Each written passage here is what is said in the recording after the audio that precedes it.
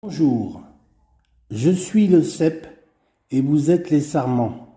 Voici une des 7 dernières paroles de Jésus sur la terre, après avoir terminé d'accomplir parfaitement la volonté de son Père, venir, mourir en croix, ressusciter le 3e jour et retourner au ciel là d'où il est venu.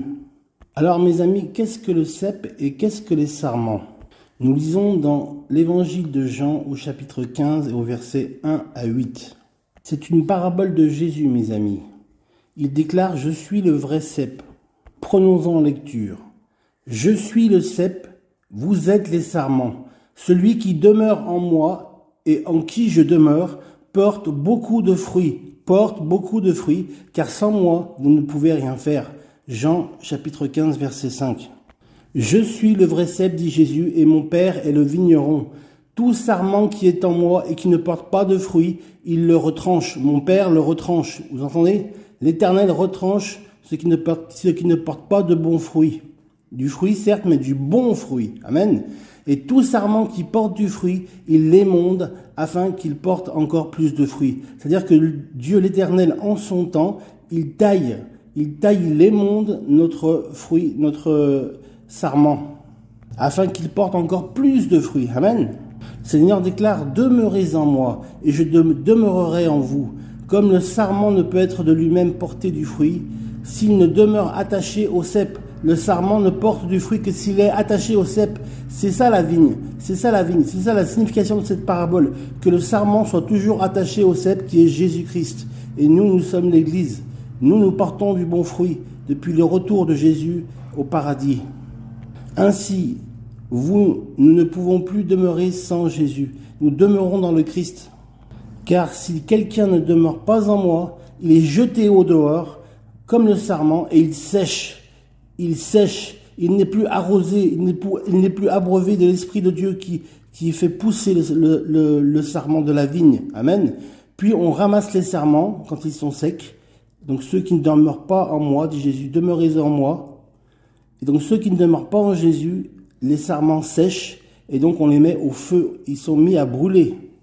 Si vous demeurez en moi et que ces paroles demeurent en vous, demandez ce que vous voudrez en mon nom et cela vous sera accordé. Amen. Je répète, si vous demeurez en moi et que mes paroles demeurent en vous, demandez ce que vous voudrez en mon nom, au nom de Jésus, et cela vous sera accordé. Si vous portez beaucoup de fruits, beaucoup de bons fruits, c'est ainsi que mon Père sera glorifié et que vous serez mes disciples. Alléluia. Nous disons cela dans Jean au chapitre 15, versets 1 à 2 et 4 à 8. Amen. Mes amis, nous devons avoir nos racines dans la parole de Dieu. Nous devons nous nourrir jour et nuit. Chaque jour, nous devons lire la parole de Dieu pour nous imprégner de la parole de Dieu afin que nous puissions porter du bon fruit, nous les sarments. C'est pour cela qu'il faut nous laisser tailler, nous laisser encourager, nous laisser édifier, nous laisser exhorter par la parole de Dieu qui est envoyée au travers de l'Esprit Saint. Amen. Soyons fermement enracinés dans le Christ. Amen. Nous pouvons nous attendre à des tailles de la part de l'Éternel, à des tailles tout au long de notre vie. Comme il est bon et merveilleux de savoir qu'un Père si fidèle, si bon pour nous, plein de sagesse, qui veille à notre développement spirituel et qui nous entoure de soins attentionnés. Alléluia, amen. Nous devons tirer notre nourriture spirituelle de Jésus-Christ. Amen. Qui est le cep. Et le vigneron, c'est l'Éternel, son Père. Un jour, il viendra récolter le fruit de la vigne. Amen. Il est la source de toute vérité et de toute bonté. Sans lui, sans Christ, nous ne pouvons rien faire. Voir Jean, l'évangile de Jean, au verset 15 et au chapitre 15 et au verset 5, pardon. Lorsque nous nous concentrons sur le Christ et sur son évangile, la bonne nouvelle de l'évangile, nous sommes remplis de sa lumière et de sa force et de sa puissance qui est envoyée par son Esprit Saint. Alors les fruits de l'Esprit se manifestent en nous en nombre, en quantité suffisante pour que les bénédictions arrivent. Alléluia. Alors donc, les bénédictions arrivent quand nous faisons confiance au Seigneur et qu'il envoie son Esprit Saint. Amen. Pour nous bénir, pour nous encourager, pour nous relever, pour nous édifier. Alléluia. Pour atteindre tout notre potentiel, nous devons quotidiennement faire confiance au Christ et suivre son exemple jusqu'à avoir fermement nos racines en lui, le vrai cep. Amen. Lui, c'est le vrai cep. Jésus a dit, je suis le chemin, la vérité et la vie. Nul ne vient au Père que par moi. Jésus est le vrai cep. Et sur ce cep sur cette fondation, sur ce cep, eh bien, la culture de sarment peut être effectuée. Et c'est les sarments qui portent le fruit, par l'intermédiaire de l'Esprit Saint. Et un jour, le vigneron, l'Éternel Dieu, viendra moissonner la récolte de la vigne. Alléluia. Et ce temps arrive, ce temps est proche. Alléluia. Je relis les versets de cette parabole sur le cep et les sarments. Jésus dit donc, « Je suis le vrai cep, et mon Père est le vigneron. Tout sarment qui est en moi et qui ne porte pas du fruit, je le retranche. » Amen. Et tout sarment qui porte du fruit, il l'émonde, c'est-à-dire il le taille, afin qu'il porte encore plus de fruits. Amen. Déjà, vous êtes purs à cause de la parole que je vous ai annoncée. Amen. Nous sommes devenus purs par la parole, par l'annonce de la parole de Dieu dans nos cœurs, dans nos vies, dans nos âmes. Demeurez en moi. Et je demeurerai en vous, pardon. Demeurez en moi et je demeurerai en vous. Comme le sarment ne peut de lui-même porter du fruit. Vous m'entendez? Comme le sarment ne peut lui-même porter du fruit, c'est le cep qui donne au sarment la quantité nécessaire de graines et de croissance pour que le sarment porte du fruit. Amen.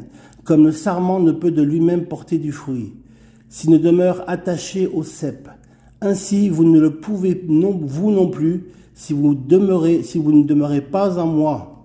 Je suis le cep, vous êtes les sarments. Celui qui demeure en moi et en qui je demeure porte beaucoup de fruits, de bons fruits, car sans moi vous ne pouvez rien faire. Si quelqu'un ne demeure pas en moi, il est jeté au dehors comme le sarment et il sèche, il meurt. Puis on ramasse les sarments et on les jette au feu et ils brûlent. Amen. Je répète ce que j'ai dit dans la première partie avec une version différente. Si vous demeurez en moi et que mes paroles demeurent en vous, demandez ce que vous voudrez et cela vous sera accordé. Si vous portez beaucoup de fruits, c'est ainsi que mon Père sera glorifié. Mes amis, voici une parole de Jésus concernant le cep et les sarments. Et donc, le vigneron qui est l'Éternel Dieu, son Père. Jésus a dit, « Je vous le dis, en vérité, je ne boirai plus désormais du fruit de la vigne jusqu'au jour où j'en boirai de nouveau avec vous dans le royaume de mon Père. » Ce sera à ce moment-là le festin des noces de l'agneau. Jésus est l'époux et nous, l'Église universelle de tous les temps, nous sommes l'épouse. Et l'Esprit et l'épouse disent « Viens ». Et que celui qui entend dise « Viens ». Et que celui qui a soif dise « Viens ». Et que celui qui entend la parole de Dieu dise « Viens ». Car Jésus est le chemin, la vérité et la vie. Nul ne vient au Père que par lui. Mes amis, rentrez en vous-même. Examinez vos cœurs. Voyez combien l'Éternel est bon. Il vous fait grâce de son salut. Ne le refusez pas. Ne craignez pas l'Éternel. Le joug de l'Éternel de Jésus est doux et léger à porter. Soyez mes imitateurs, a dit Jésus. Soyez comme moi j'ai été, doux et humble de cœur. Je vous bénis et je prie pour vous tous les jours. À chaque fois que je fais un post, je prie pour que ce post vous parle et que par l'opération du Saint-Esprit, vous soyez touchés par la grâce et par l'amour de Dieu. Que Dieu vous bénisse, mes amis. Soyez bénis.